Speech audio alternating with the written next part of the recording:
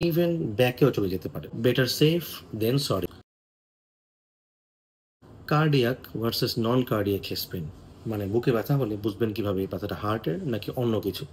যদি দেখেন আপনার বুকে ব্যথাটা খুবই টাইটনেস ফিলিং দিচ্ছে আপনাকে, আপনাকে চেপে ধরে আছে এবং প্রায় মাঝারি থেকে সিভিয়ার ধরনের ব্যথা মাঝখানে। কিন্তু শুধু কি মাঝখানে? না। এটা চলে যেতে পারে আপনার আর্মে, লেফট আর্মে, আপনার জতে, ইভেন ব্যাকেও চলে যেতে পারে। এবং এই পেইনটা আপনার ফিজিক্যাল এক্সারশন এর সাথে আরো বাড়তে থাকবে। শুধু কি পেইন? না। এর সাথে থাকতে পারে আপনার শ্বাসকষ্ট, এর সাথে থাকতে পারে আপনার একটু বমি, বমি ভাব, ডিজি ফিল করতে পারেন। ইভেন প্রচন্ড ঘামও ঝরাতে পারে, সোয়েটিং হতে পারে। সো এরকম যদি আপনি ফিল করেন বুকে ব্যথার সাথে, তাহলে মুহূর্তেও দেরি করা যাবে না। সাথে, সাথে নিকটস্থ হাসপাতালে যেয়ে ইসিজি এবং আদার ব্লাড টেস্ট করতে হবে। চিন্তা করা যাবে না বয়স কত এবং এই বয়সে কি হার্টের অ্যাটাক হয় কিনা, এগুলা চিন্তা করার কোনো সুযোগ নেই।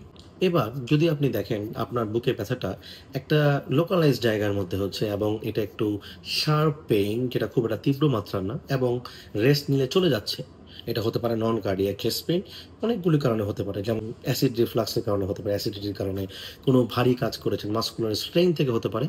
এছাড়া লাং রিলেটেড ইস্যু হতে পারে। তবে বলে রাখি, কোনো চেস্ট পেইনই ইগনোর করার মতো না। কারণ অনেক সময় ডায়াবেটিক পেশেন্টরা হার্টের সমস্যা নিয়ে আসলে বুকে তেমন ব্যথা অনুভব করেন না। আর হার্টের ক্ষেত্রে বলব বেটার সেফ দেন সরি।